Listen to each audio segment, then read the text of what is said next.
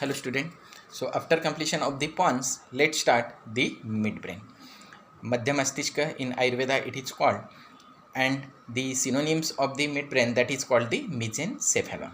So it connects the hindbrain with the forebrain, and the cavity which is present into that the midbrain, that is the cerebral aqueduct, which connects the third ventricle to that the fourth ventricle. So let's see the detailed structure of the midbrain. So here in this diagram you can see that it's the midbrain. So this one, here the medulla, this is the pons, and that is the midbrain. So it is also called the mesencephalon, and it connects the hindbrain with the forebrain. So on the upper side, that is the forebrain is present, and that is the connects the hindbrain. So you know the hindbrain that consists of the pons, medulla, and the cerebellum. So that is present in between or the middle of the forebrain and the hindbrain. So that is called the midbrain. Then it connects the third ventricle with the fourth ventricle. So here in this diagram you can see this one, that is this is the midbrain, and here that is the third ventricle, this one, and this is the fourth ventricle. So the cavity which is present into that the midbrain, it is called the cerebral aqueduct. So this canal like structure, it is called the cerebral aqueduct. So it connects the third ventricle with that the fourth ventricle. Then it is related on each side to the parahippocampal gyrus. So here in this diagram you can see that is it is related on each side by the parahippocampal gyrus, that is the optic tract. So here you can see that is the two are the optic tract, that is optic chiasma, and this is the optic tract. Then the posterior cerebral artery and the basal vein. So posterior cerebral artery, it should be present into this region, and the basal vein, the trochlear nerve. So here you can see that is the trochlear nerve, and the geniculate body. So geniculate body, that should be present on the lateral side. Then anteriorly it is related to the interpeduncular structure, and this is the interpeduncular structure, that the black color part, and the posteriorly it is related with the splenium of the corpus callosum and the great cerebral vein. Posteriorly it is also related with the pineal body and the posterior end of the right and left thalamus. So here in the posterior diagram you can see, so here in this region you can see that is it is related with the pineal body. So this one, here you can see the pineal body, and that is the two thalamus, that is called the pulvinar of the thalamus, this one, and this part, that is this total part from this region to this region, that is the midbrain, posterior view of the midbrain, and this is the anterior view of the midbrain. So this one,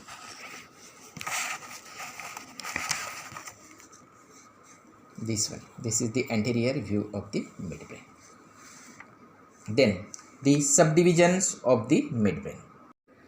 So before starting the subdivisions of the midbrain, let's see the external features. So first we should have to see the anterior part of the midbrain. So anteriorly the midbrain have the two large bundle of the nerve fibers. So here you can see that is called the crus cerebri or the crura cerebri, this one. These crura are separated by a deep fissure. So here you can see near to the pons, the fissure it is narrow, this one, but broadens as a crura diverge to enter corresponding cerebral hemisphere. So it should be as it should be goes upward direction. So this crura, it should be continue as the cerebral hemisphere. Then the parts of the crura just below to the cerebrum forming a posterior boundary of the space called the interpeduncular fossa. So this one, that is called the interpeduncular fossa. And the oculomotor nerve emerging from the medial aspect of the crus of the same side. So here you can see that is the oculomotor nerve, this one. So that should be originate from the median part of, that is the crura. After then we should have to see that is the posterior aspect of the midbrain. So here you can see that is the posterior aspect of the midbrain from this region. So this is the midbrain. So the posterior aspect of the midbrain, it is marked by a two swelling. This is called the superior colliculi and this is the inferior colliculi. So here you can see superior colliculi and this one, that is the inferior colliculi or the colliculus. Each colliculi laterally by a ridge called the brachium. So that is the each colliculi. So here the superior colliculi that should be attached with that the ridge, that is called the superior brachium on both sides. Here you can see. And the inferior colliculus that is attached with that the ridge, it is called the inferior brachium, that is present on the both side. The superior colliculus that is related with the lateral geniculate body and inferior colliculus that is related with the medial geniculate body. So here you can see that is the vertical lines, this one. So that is called the medial geniculate body. So that is the inferior colliculus. These both, they are attached with that the medial geniculate body. And the superior colliculus, this one, that is attached with the lateral geniculate body. So here you can see that the lines are goes on the laterally. So that is called the lateral geniculate body. And this superior colliculus that is related with that the lateral geniculate body. This one. Then just below to the superior colliculi, here you can see just below to that the colliculi, there is the uppermost part of the membrane. So uppermost part of the membrane, here you can see that is the green color, that is called the superior medullary velum. So here, which stretches between the two superior cerebral peduncles and help to form the root of the fourth ventricle. So here, that is the fourth ventricle is present. So it should be help to forming that the roof of the fourth ventricle. The trochlear nerve emerges from the velum. So here you can see this one, the nerve, that is the trochlear nerve. So that should be emerges from, that is the velum. And then this nerve, it should be wind on the side of the midbrain. So here you can see that should be wind on the side of the midbrain, and then it should be comes on the ventral aspect of the midbrain. So here in this diagram you can see that is the trochlear nerve, this one.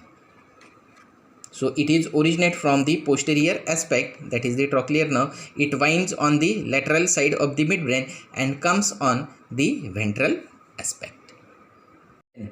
The superior and the inferior colliculus, they are separated from each other by a cruciform sulcus. So here that the line or gap is present, it is called the cruciform sulcus. And the vertical limb of this sulcus, when traced above this one, forms a surface depression which lodges the pineal gland. So here you can see that is the pineal gland. So it should be present between that the cruciform sulcus which stretches on the upper side of the two colliculus. It becomes continuous with the frenulum veli. That means that is the superior medullary velum. So this one, the superior medullary velum. This one. So the internal structure of the midbrain. So whenever you take the transverse section of the midbrain, so it shows a small posterior part. This one, it is called the tectum.